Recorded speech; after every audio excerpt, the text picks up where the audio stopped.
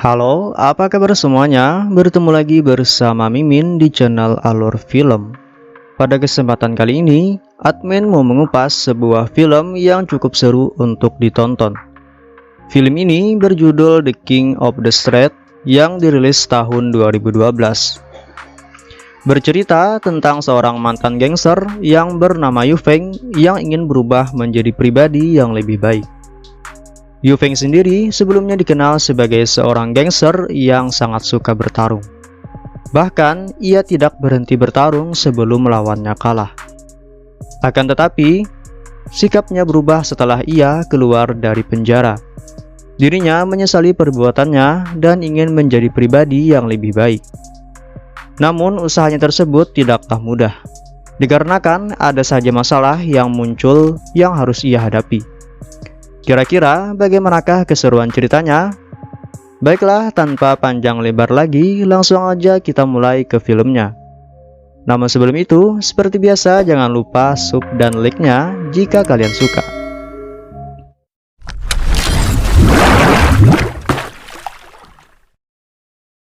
Film ini berawal dengan seorang pemuda yang bernama Yu Feng yang sedang mendatangi beberapa orang gangster untuk menanyakan di mana keberadaan temannya.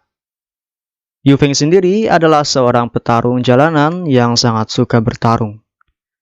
Ketua gangster menjawab bahwa temannya sudah disingkirkan karena sudah mengganggu anak buahnya. Karena sama-sama tak terima, akhirnya mereka pun mulai bertarung.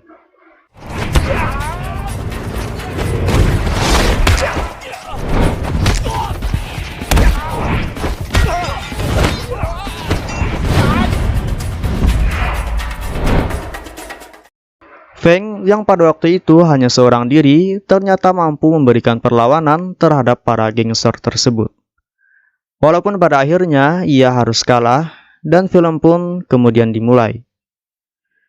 Beberapa tahun telah berlalu setelah Feng keluar dari penjara akibat pertarungan sebelumnya, ia pun mulai menatap dunia dan memikirkan kehidupannya. Di tengah jalan, ia pun lalu bertemu dengan teman lamanya yang bernama Kai. Ia lalu menanyakan tentang keberadaan Ahai, teman yang selama ini ia cari-cari. Kai lalu menjawab bahwa Ahai sudah menjadi orang kuat dan bergabung bersama gangster. Mengetahui Feng tidak punya tempat tinggal, Kai lalu menawarkan Feng untuk menginap di rumahnya. Namun sayangnya, sang istri tidak mengizinkannya, karena ia merasa Feng hanyalah seorang pengemis. Feng yang merasa tak nyaman kemudian pergi untuk mencari tempat tinggal lainnya. Setelah mencari cukup lama, akhirnya ia pun menemukan gedung tua dan tidur di sana. Pagi harinya, Feng lalu berlatih sambil merenungi nasibnya. Ia pun lalu mulai melamar kerja untuk menghidupi kehidupannya. Namun sayangnya, karena status Feng adalah seorang mantan napi, ia pun tidak terima bekerja di sana. Xin pun lalu berpindah kepada seorang wanita yang sedang diambil dompetnya. Ia pun mencoba melawan para pencuri itu sendirian. Namun sayangnya, ia harus pingsan akibat pukulan di kepalanya. Setelah terbangun, ia pun terkejut karena Feng sudah ada di hadapannya. Curiga, Feng mengambil keuntungan saat ia pingsan. Ia pun lalu menanyakannya. Feng hanya diam dan tidak berkata apa-apa. Padahal kita tahu Feng lah yang sudah membantu dia menghajar para pencuri itu. Xin lalu berpindah kepada dua pekerja yang sedang menaikkan barang kerjaan. Namun tanpa sadar tali tersebut putus dan hampir mengenai seorang anak yang mengambil bola di sana. Untungnya Feng tepat waktu menyelamatkannya. Karena hal tersebut, Feng pun lalu diterima bekerja dan diberikan ruangan bekas untuk ia tinggali. Malam harinya, ketika Feng tertidur, ia pun teringat dengan pertarungan masa lalunya. Karena hal tersebut membuat ia tertekan, ia pun lalu berlatih untuk melupakannya. Keesokan harinya, di hari pertama Feng bekerja, ia tak menyangka akan menjadi suruhan kedua temannya. Dan kalau ia tidak menurutinya, maka ia akan dihajar oleh si gendut Bobo. Temannya si gendut ini yang bernama Bob lalu dengan bangganya berkata kepada Feng bahwa Bobo adalah saudara dari si Feng, orang yang berhasil membunuh gangster di umur 16 tahun pada 8 tahun yang lalu. Dan kalau macam-macam, maka Feng akan dihajar katanya. Namun Feng hanya tersenyum menanggapi hal tersebut. Karena mereka tidak tahu bahwa Feng sendiri adalah orang yang mereka bicarakan, yang telah membunuh para gangster itu di umur 16 tahun. Ketika ia pulang bekerja, ia lalu menyempatkan diri untuk melihat kondisi nenek pemuda yang ia bunuh dahulu. Ia bahkan lalu teringat dengan kedua temannya yang selalu menolongnya saat ia susah dahulu. Keesokan harinya, Feng dan kedua rekannya lalu ditugaskan mengantar barang ke sebuah panti asuhan. Namun tanpa sengaja salah satu rekannya malah menjatuhkan barang tersebut dan kemudian rusak. Karena tidak ingin disalahkan, kedua rekannya itu lalu dengan liciknya memanggil Feng untuk mengangkat barang tersebut. Sehingga pada saat barang itu terjatuh, Feng lah yang disalahkan.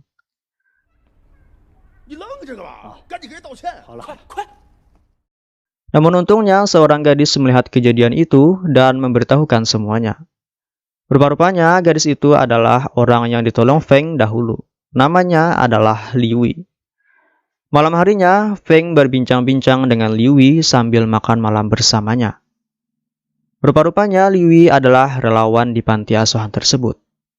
Namun ketika sedang asik mengobrol, tiba-tiba saja kedua rekannya menelpon dan meminta Feng untuk membawakan uang.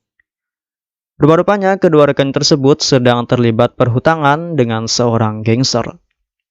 Dengan segera, Feng lalu pergi ke sana. Sesampainya di sana, Feng yang tidak membawa uang akhirnya dihajar oleh gangster tersebut. Dengan muka yang santai, Feng lalu menanyakan di mana temannya. Namun karena gangster itu tidak mau memberitahukannya, akhirnya ia pun dihajar dan menggertaknya dengan memecahkan botol beling di hadapannya. Malam harinya, ketika Feng lagi tidur, Liwi meng-SMS-nya dan menawarinya untuk menjadi relawan di panti asuhan. Dan Feng pun menerimanya. Ketika ia mencoba untuk tidur lagi, ia teringat dengan pertarungan sebelumnya. Rupa-rupanya, pada waktu itu Feng tidaklah kalah. Melainkan, ia berhasil mengalahkan para gangster itu serta tak sengaja membunuh ketua gangsternya. Dan semenjak hari itu, ia pun mulai menyesal. Keesokan harinya, ketika Feng memandang gambar anak-anak, ia pun teringat dengan kedekatan sang ayah ketika masih kecil bersamanya. Namun saat ia beranjak remaja, dirinya malah mulai menjauh dari ayahnya, dan juga mulai membentaknya. Sang ayah yang sudah sangat emosi akhirnya memutuskan untuk mengusirnya. Tak lama kemudian, datanglah beberapa orang ke panti asuhan itu. Rupa-rupanya tujuan mereka datang ke sana adalah untuk membeli tanah panti asuhan dengan harga murah.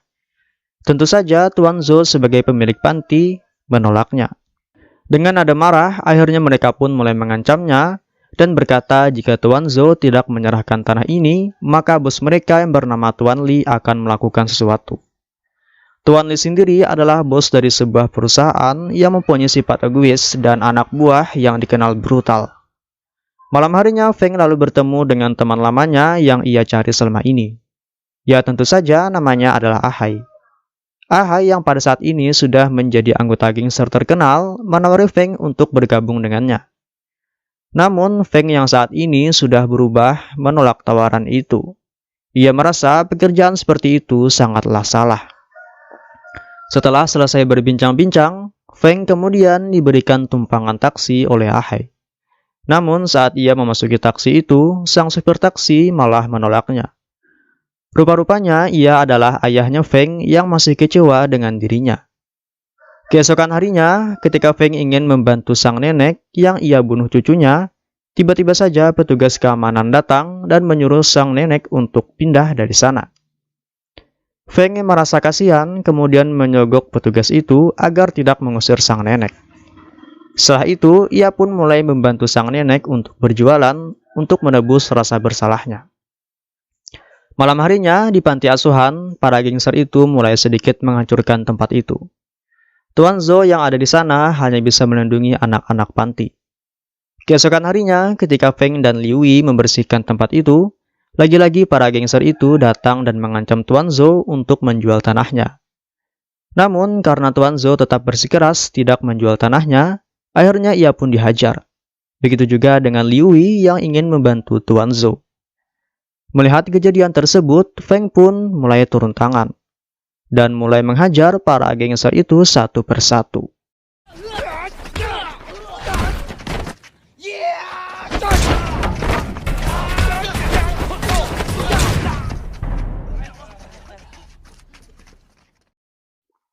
Kemudian malam harinya, ketika Feng dan Liu Yi berbelanja, Feng merasa curiga ada yang mengikutinya.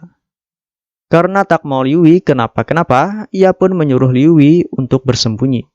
Sementara dirinya menghajar orang-orang yang mengikutinya.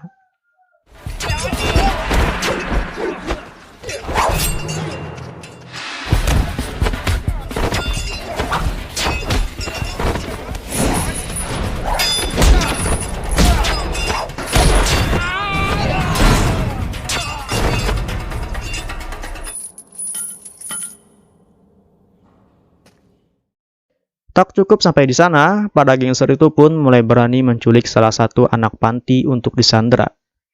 Namun untungnya, Feng yang mengetahui hal itu lalu mengejarnya dan menghajar para gangster tersebut.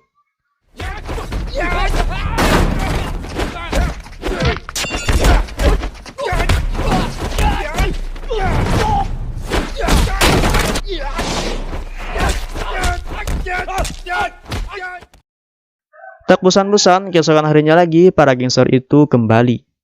Kali ini, mereka membawa bos mereka yang bernama Tuan Li. Dengan mukanya ramah, Tuan Li lalu mulai membujuk Tuan Zhou untuk menjual tanahnya. Namun, walaupun begitu, Tuan Li tetap bersikeras untuk tidak menjual tanahnya. Ketika ia ingin dihajar oleh salah satu anak buah Tuan Li, Feng pun datang menerjangnya. Tuan Li lalu menawarkan kepada Feng, jika ia menang bertarung melawan anak buahnya, maka ia akan meninggalkan tempat itu, dan jika ia kalah, tentu saja Tuan Zhou harus menyerahkan tanahnya. Mengetahui hal tersebut, Tuan Zhou tidak menyetujuinya. Namun, Feng mengatakan bahwa ini adalah satu-satunya jalan, dan ia akan bertanggung jawab atas semuanya. Ketika Liu Yi mengantarkan Feng ke pertarungan itu, mereka berdua mulai mengungkapkan fakta atas diri mereka. Feng mengatakan bahwa dirinya dahulu adalah seorang mantan gangster yang suka berbuat onar. Namun ketika di penjara, ia pun menjadi sadar akan kelakuannya. Dan sekarang ia ingin mengubah nasibnya itu.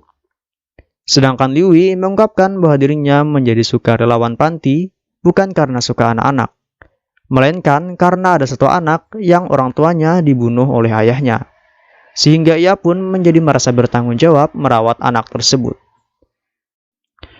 Singkat cerita, sesampainya di sana, Feng pun langsung menandatangani perjanjian dan mulai dihadapkan dengan anak buah Tuan Li.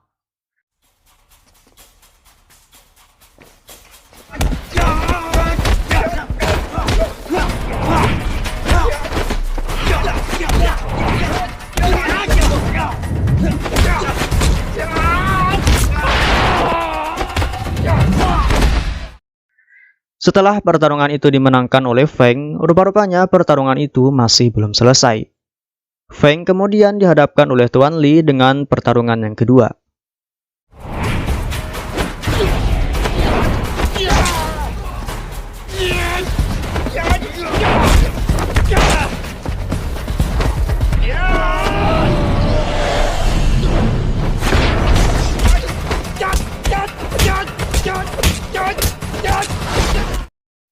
Singkat cerita, setelah pertarungan yang kedua itu dimenangkan oleh Feng lagi, pertarungan ketiga pun dimulai. Namun dengan liciknya Tuan Li malah menghadapkan Feng dengan teman lamanya yaitu Ahai. Mau tak mau, mereka pun harus mulai bertarung. Akan tetapi, ketika Ahai ingin menyerang Feng, ia menghentikan pukulannya dan teringat dengan kenangan masa lalunya. Ia pun lalu meminta Tuan Li untuk membatalkan pertarungannya. Namun secara tiba-tiba, Tuan Li langsung memukul tangannya. Dan mereka pun dibiarkan pergi. Keesokan harinya, Feng lalu memutuskan untuk pergi dari panti asuhan, karena ia tidak ingin panti asuhan tersebut mendapat masalah karenanya. Dan itu juga merupakan saran dari Ahai untuk tidak berurusan dengan gangster tersebut. Ketika di jalan, dirinya yang melihat sang ayah dipukuli langsung bergegas menolongnya. Ia pun lalu membawa sang ayah ke rumah dan mengobati lukanya. Ketika ingin pergi, tak lupa juga ia mendatangi sang nenek dan berpesan untuk menjaga dirinya sendiri. Namun tak berselang lama, tiba-tiba saja datang mobil yang langsung menabrak mereka.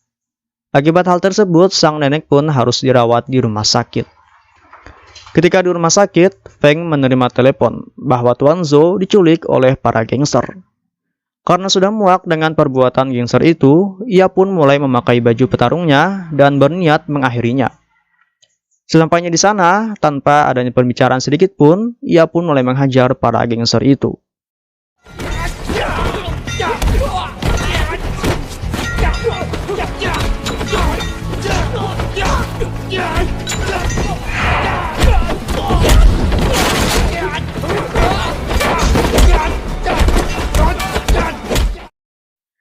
Setelah berhasil mengalahkan anak buah gangster itu, waktunya bertarungan melawan wakil pemimpin gangster itu.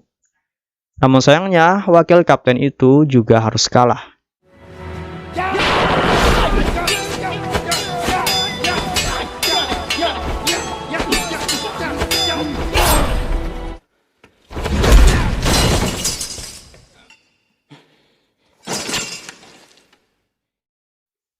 Ketika Feng membebaskan Tuan Zhou, rupa-rupanya Tuan Li sudah menghadangnya dengan menodongkan pistol.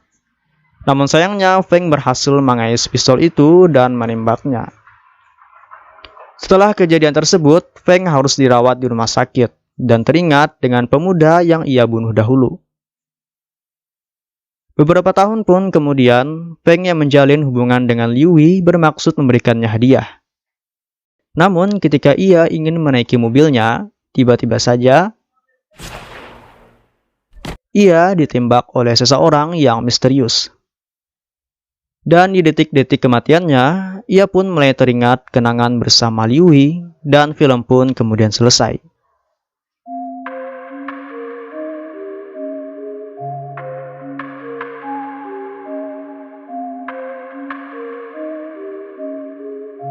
Jadi itulah keseluruhan isi dari film The King of the Street. Semoga kalian terhibur dan sampai jumpa pada video selanjutnya.